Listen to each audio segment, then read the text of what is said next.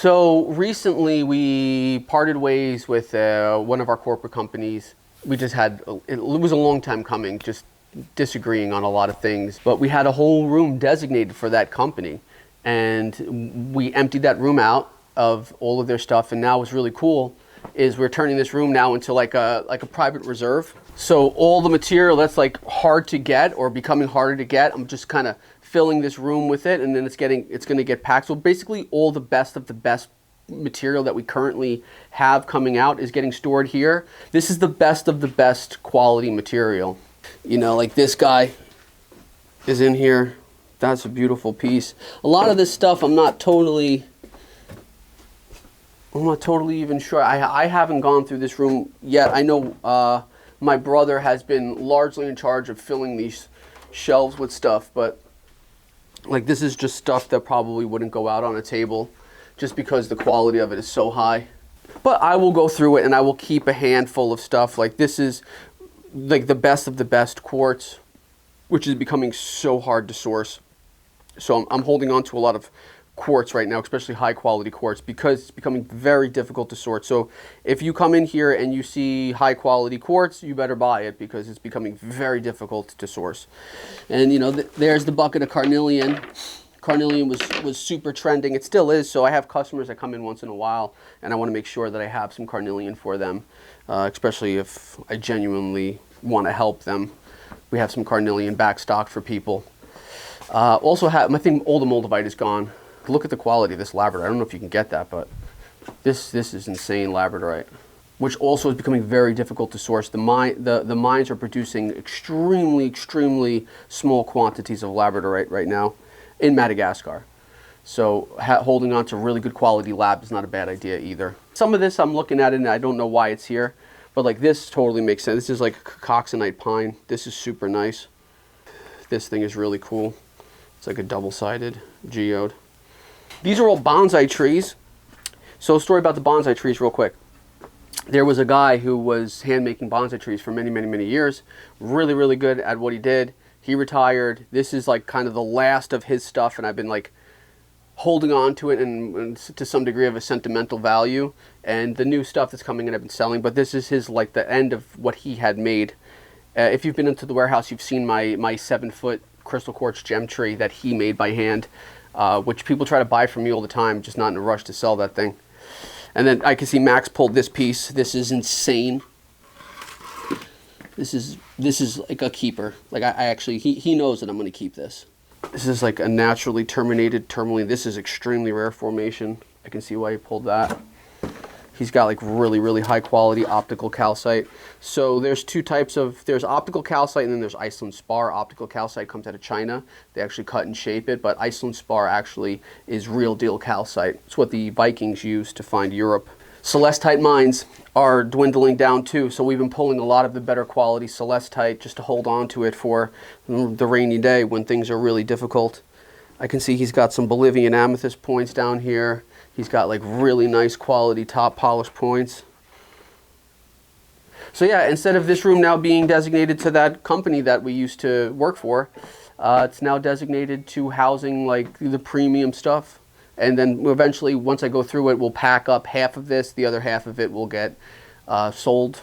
Right now, this place is a huge mess. If you can see, there's pallets everywhere, and unfortunately, what happened was there was severe flooding in New Jersey last week. There was a hurricane. Here we actually got, you know, it wasn't terrible, but we got, thank God the floor here is on a slope. So all the water that we got in here kind of stopped right here and didn't go to the tables, which would have been a disaster if it did, because there's boxes under the tables. All the boxes would have gotten soaking wet. We would have had to take everything out of the boxes, and it would have been a nightmare. But here everything was on pallets, thank God. But my brother was the one that really dealt with most of it, but we got it all cleaned up. Now it's pretty dry, but we had to take everything out from under the shelves, and we got a vacuum and sucked up all the water.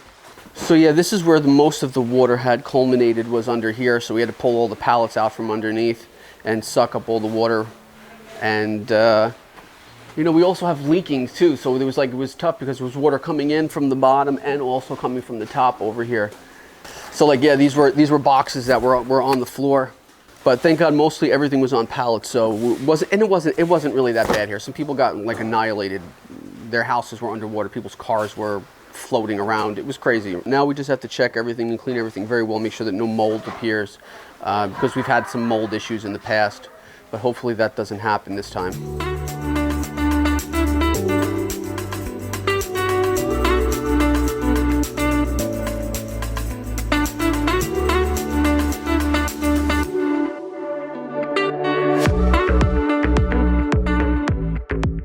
The first time that I ever went to a mine was in Amachista do Sul, and it was a long time ago. I think it was in 2009. I was working for this company in South America doing light distribution of gems and minerals. I'm telling the company, I'm like, I need to go to the amethyst mines. I really, really want to go. And they're like, absolutely not. Are you out of your mind?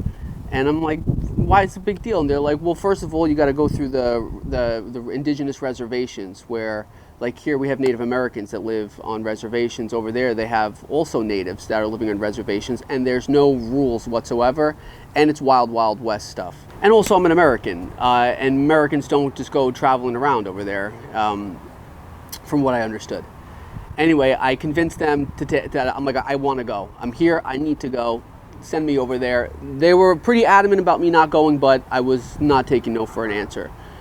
Anyway, they find someone that's going to drive over there. It's like kind of like a trucker who had to go pick up rough material from the amethyst mines, and I was going to go with him. So I wasn't going with anybody. I was going with this guy who drove a truck who was picking up material. So anyway, they dropped me off at the guy's house. I'm waiting outside for him for a little while. Finally, he comes out. He doesn't speak a lick of English. I didn't speak any Portuguese at the time. So I get in this guy's truck, and we're driving for like 3 hours through dirt roads on the sides of mountains, over creeks and waterbeds. And my question, I'm like, where the hell are we going? Because we were driving for hours.